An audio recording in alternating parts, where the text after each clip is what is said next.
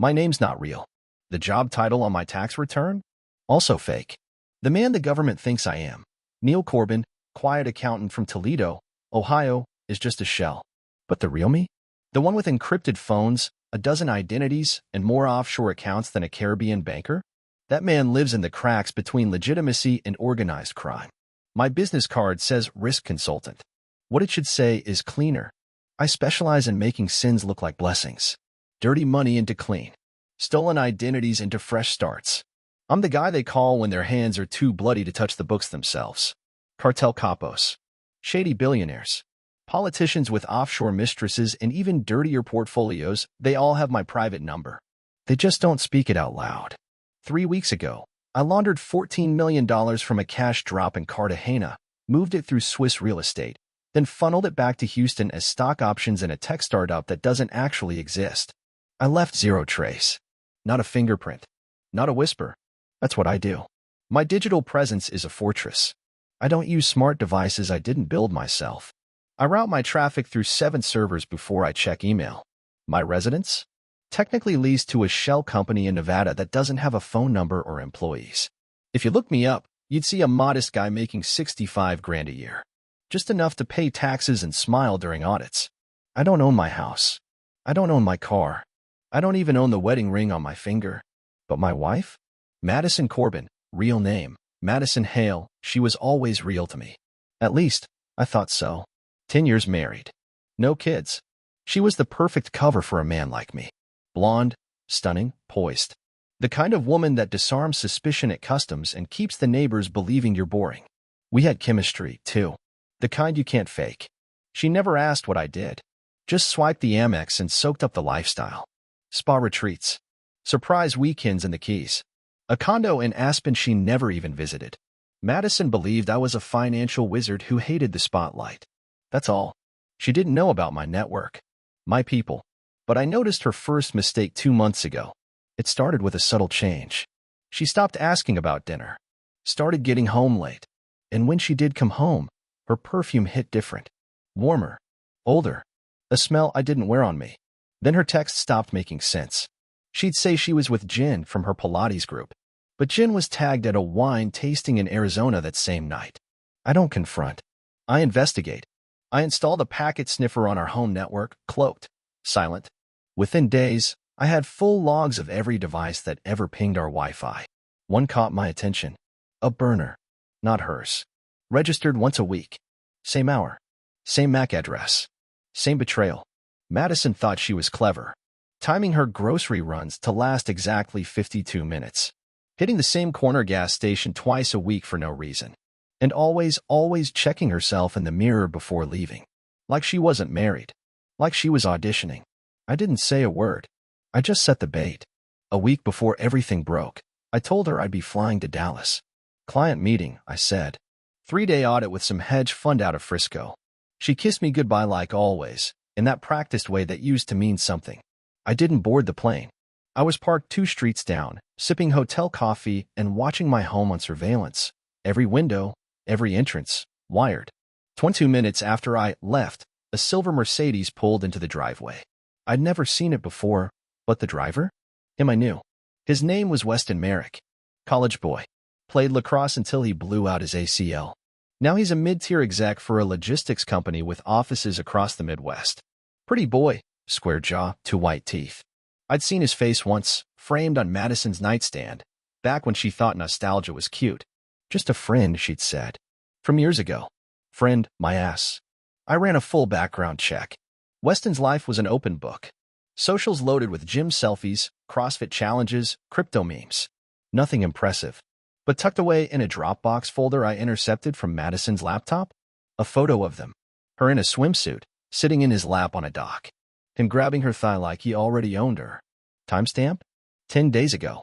Location? A rental cabin in Twin Pines, a town she said she hated. That night, I cloned her phone while she slept. Took less than 4 minutes. I pulled every text, call log, image, some of them, graphic. Not just the usual flirty garbage either. Full-on plans. Details. Fantasies. And one phrase that made my teeth grind. We're the red one. No panties. Like we used to. That dress. It wasn't just red. It was war paint. Silk. Tight as sin. She wore it for me once, back when we still had trust. Now it was for him. I let her pack it. Told her I'd wired her some spending cash for her girls' brunch that Saturday.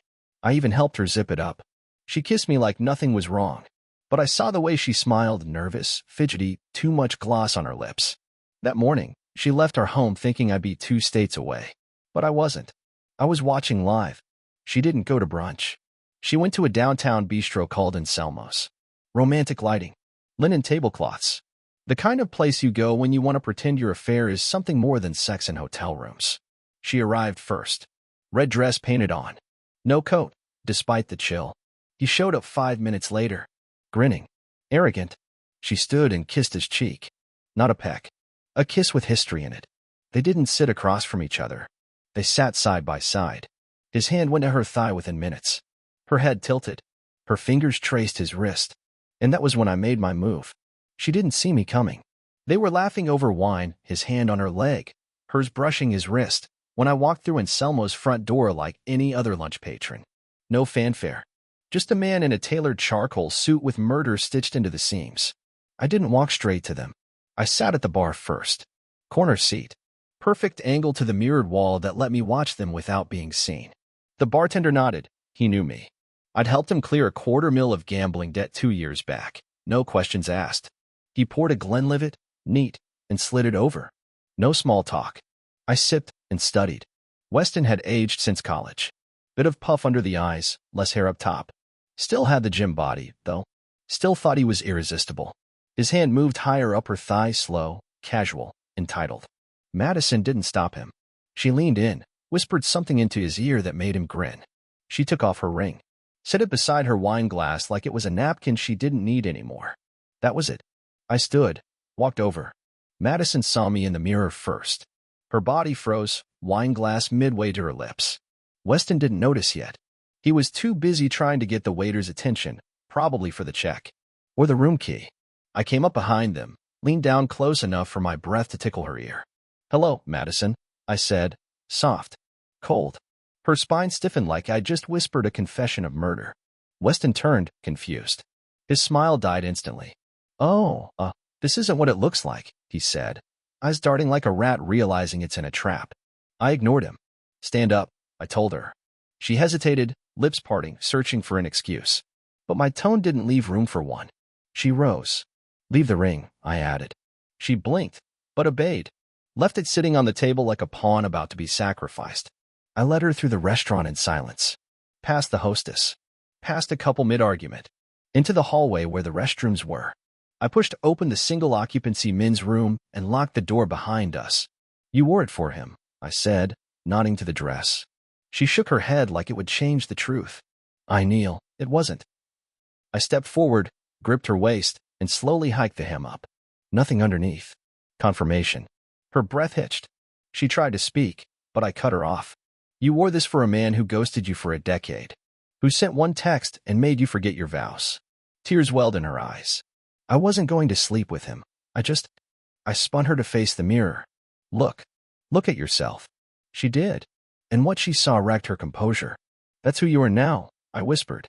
"The woman who meets her ex in a red dress with no underwear, giggling while he orders wine and undresses you with his eyes.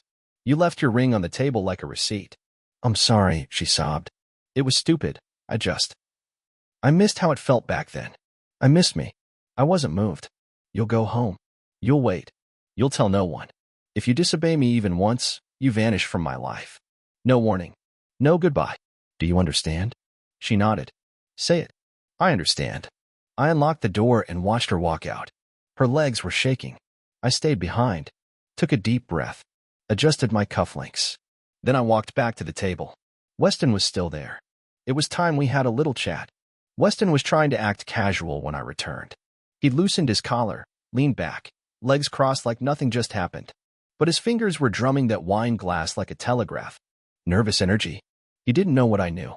I slid into the booth across from him. Took my time. Let the silence settle between us like a loaded gun on the table. "She had to leave," I said calmly. "But don't worry, Weston. You and I have a lot to talk about." He forced a smirk. "Look, man, I didn't know she was married when we started talking." "That's a lie." I said flatly. Let's not insult each other.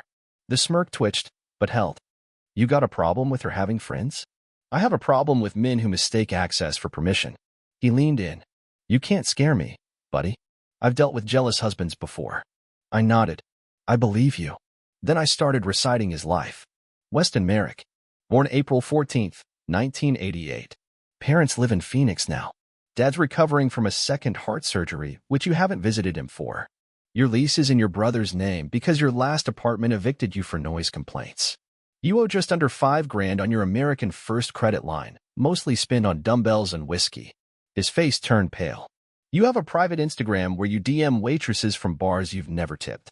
You've got a pending sexual harassment complaint from a contractor named Liza. Oh, and the job? That executive title? You're not on salary. You're 1,099, which means your employer has zero obligation to defend you. He went still. How do you know all that? He asked, voice dry. I have a network. People who owe me things. People you'll never see. And none of them have my patience. Weston tried to smile again, but it cracked halfway. This is insane. No, Weston. This is clarity. I leaned forward. You've got exactly one choice.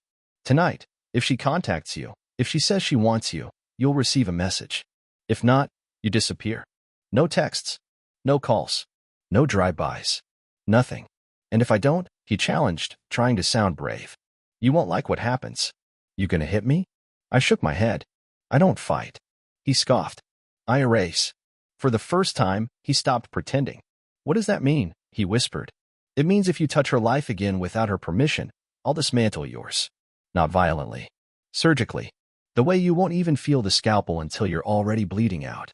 He was trembling now. You're crazy, he muttered. No, I said, standing and straightening my jacket. I'm just more dangerous than you can imagine. Because I don't need to yell. I don't need to make threats. I just make phone calls. I left him at that table, staring into a glass of wine he didn't finish. I didn't even look back. By the time I reached my car, I had a message from my guy Marcus. Madison was home, still in the red dress, sitting on the kitchen stool like a scolded child. She hadn't called anyone. That was something. But the conversation I was about to have with her? That was everything. The house was quiet when I stepped inside. Madison sat at the kitchen island, back straight, hands around a mug of untouched tea. She was still wearing the red dress. Still no underwear. Her makeup was smudged from crying, her lipstick a faded ghost of its former self. Her phone was on the counter, screen down. That was a good sign. I didn't say anything at first. Just poured myself a black coffee and sat across from her. The silence pressed between us like a wall. I'm so sorry, she finally said. I raised my hand. No apologies. Not yet. Only truth. She nodded slowly, like she'd expected that. Her fingers trembled as they gripped the mug tighter. Did he touch you? I asked. She hesitated. Just my hand. My leg, she whispered. And if I hadn't shown up? Her eyes dropped to the counter. I don't know. You do know. Say it. Her voice cracked. Maybe. You wore that dress for him because he asked you to. No underwear because he wanted to remember how easy it was. And you gave him that. Willingly. She flinched. Didn't argue. Just cried. I stayed silent. Do you still love him? I asked. No, she said immediately. God, no. I love you. I stared hard. Then why? Madison wiped at her cheeks. I wanted to feel something I hadn't in a long time. It wasn't about love. It was about escape. From being perfect. From being yours. That word hit harder than I expected. Mine. I said. She nodded. You're untouchable, Neil. You're always calm, always in control. I felt like a pet. Like I existed in your world, but not in it. And you thought opening your legs to a college flame would fix that? Her face crumpled again. She didn't answer. I took out a small folder and slid it across the island. Inside was a one-page agreement. Not a divorce. Not yet. But a contract. If you want this marriage, I said, you follow the rules. No contact with Weston. Ever. Not a text. Not a whisper. You go dark. And if you don't, you leave with nothing. Not the house. Not the car. Not a penny. Her eyes widened. That's not legal. I'm not talking legalities, I said quietly. I'm talking reality. I own everything you think you do. The assets are shielded. You walk with that dress and your purse. That's it. She stared at me in horror. Jesus Christ, Neil. Say yes or no. Her voice cracked. Yes, I want the marriage. I'll do whatever it takes. Please. That night, we lay in the same bed, back to back. Her breathing was shallow. She didn't touch me. She didn't whisper. Just lay there like a stranger trying not to be thrown out. I didn't sleep. I ran calculations, timelines, contingencies. The next morning, she handed me her phone before I even asked. No messages. No calls. No signs of betrayal. But I wasn't stupid enough to believe one night of obedience meant redemption. And I knew Weston wouldn't stay quiet for long. 3 days passed. No calls. No messages. No sudden runs to the store. Madison was silent, obedient, walking through the house like a punished student afraid to speak out of turn. She deleted her Instagram. Stopped texting her Pilates friends. Wore sweaters and jeans instead of the skin-tight cocktail where she used to prance around and like the neighborhood deserved a show. But silence can't be trusted. It can be staged. On the 4th day, it happened. We were at the table. Breakfast. Quiet. Eggs going cold. She had her phone beside her, screen up this time, like she wanted to prove something. And then ping. A message flashed. She froze. I didn't have to ask. She slid the phone toward me with trembling fingers. I read the screen. I can't stop thinking about you. What we had was real. Don't throw it away for someone who doesn't understand you. Weston. Madison whispered. I didn't reply. I swear. I nodded, took her phone, and typed a message back. Not to him, but at him. 3 hours from now, Casey and Milo might disappear. Still want to keep playing this game. She blinked. Who are Casey and Milo? His dogs, I said, standing up. Her eyes widened. Neil, what are you going to do? I smiled. Watch. 3 hours later, those golden retrievers were gone. No sign of a break-in. No prints. No damage to the fence. Gate still locked. No cameras around. The whole neighborhood clueless. Weston's mother filed a missing pet report by sundown. Facebook exploded. Posters went up. There were tears, rewards, police involved. That night, Weston called me. He was shaking. If anything happens to them, he hissed, I swear to God. You won't, I said calmly. Because if you touch me, Weston, it won't be dogs that disappear next. You're insane. I'm methodical. There's a difference. And I hung up. The dogs were returned 72 hours later. Safe. Healthy. Confused. Dropped in his yard at 3 a.m. on the dot. No one saw who did it. Weston never spoke another word to Madison again. I didn't need him to. Message delivered. The next day, I met with my lawyer.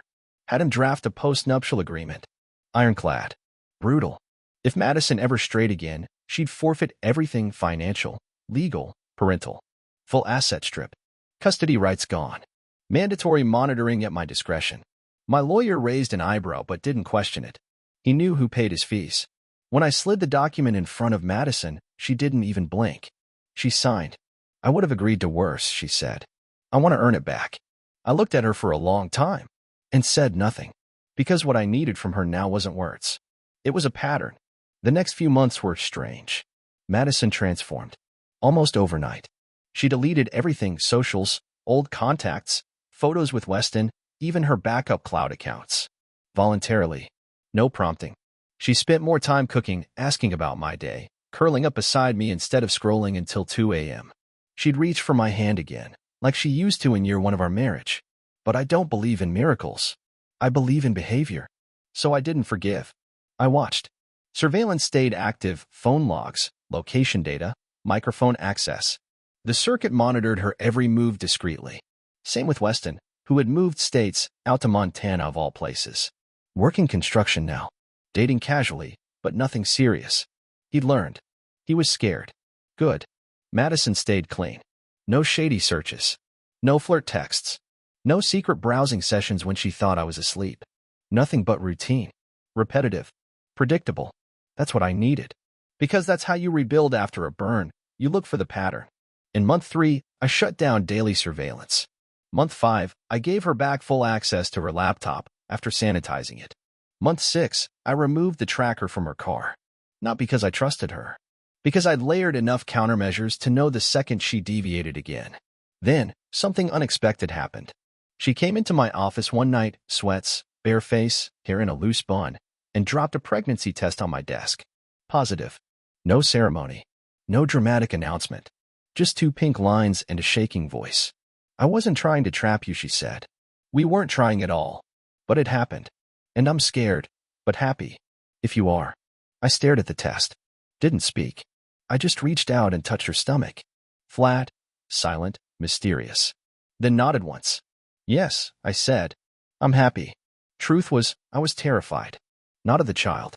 Of what it might mean to trust her again. Madison changed again after that. She got gentler. More present. Started reading parenting blogs. Bought prenatal vitamins. Talked to the baby like it could already hear her. She cried one night and told me she still felt ashamed. Still heard Weston's voice in her dreams. Still hated the version of herself she'd been. And for the first time, I believed her. Not because of her tears. Because her pattern had changed. The circuit confirmed Weston had gone fully off radar. No mentions. No outreach. His online presence was dead quiet. He had gotten the message. Madison never brought up his name again.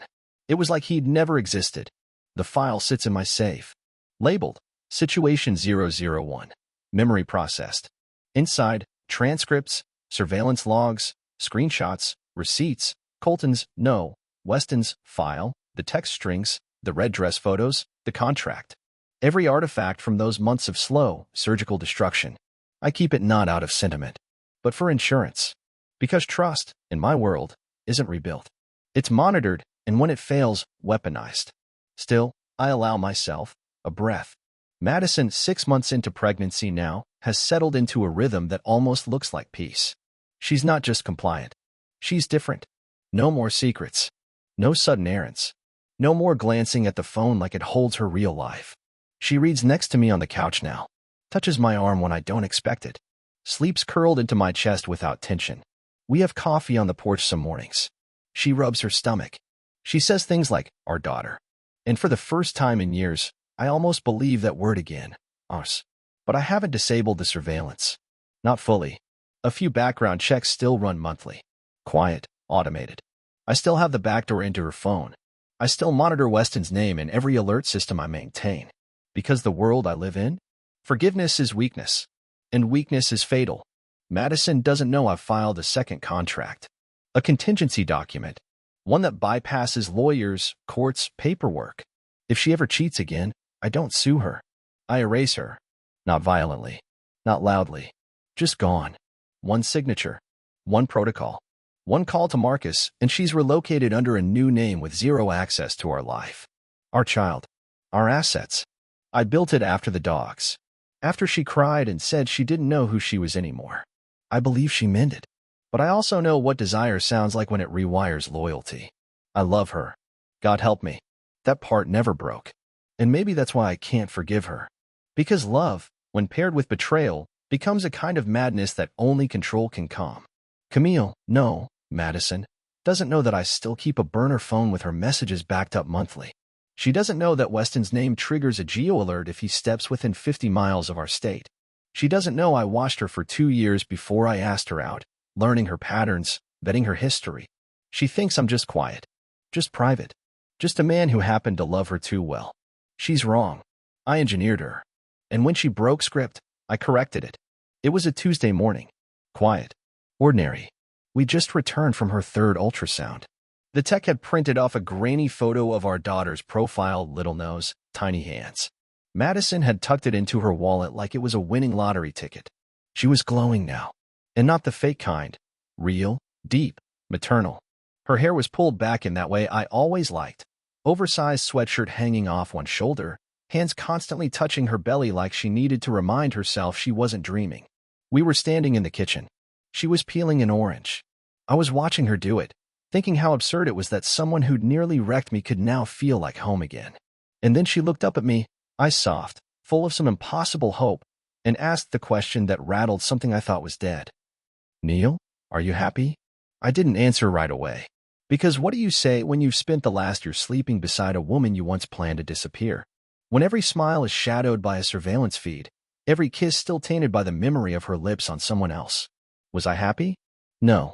But I was functional. I was in control. And in my world, that's the closest thing to joy I'll ever allow. I am, I said finally. Right now with you. With her. I touched her stomach. Madison's face cracked, relief and love washing over her like a wave. She stepped into me, held me tight, her cheek against my chest. And I held her back. Not because I forgave her, but because I chose to stay. Love, after betrayal, is not the same. It's a weapon and a shield. It's loaded with silence, laced with restraint. You don't love like you did before. You love with eyes open, hand near the trigger, a failsafe always humming quietly in the background. But I did love her. Despite myself. Despite everything. And that terrified me more than her betrayal ever had. That night, we ate dinner together on the patio. She made salmon. Her favorite.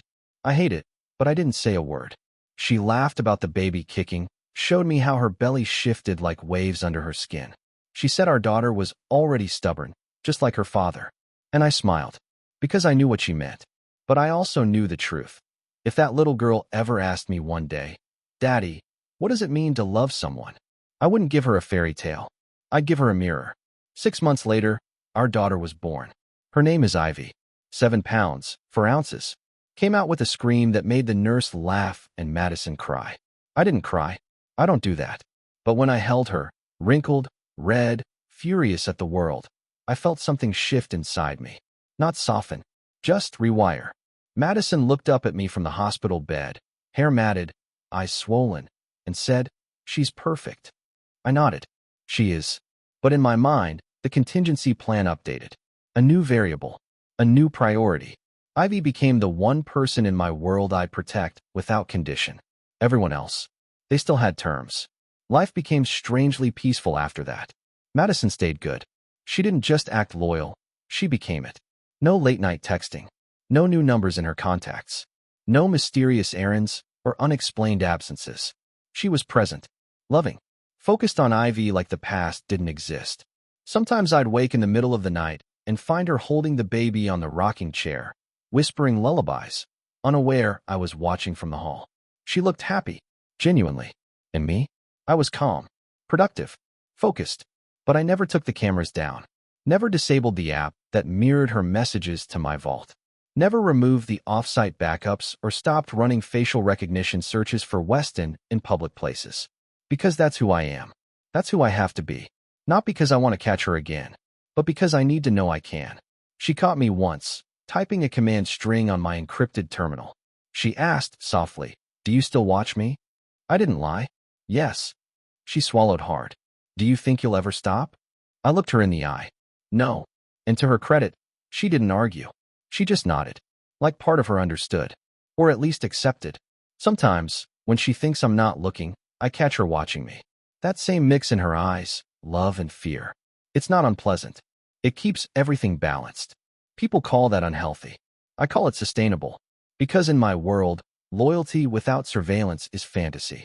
And love without consequence, that's what got us here in the first place. So no, I'll never take the cameras down. Not because I expect betrayal, but because I remember it. And because knowing she could betray me again is what keeps her from doing it.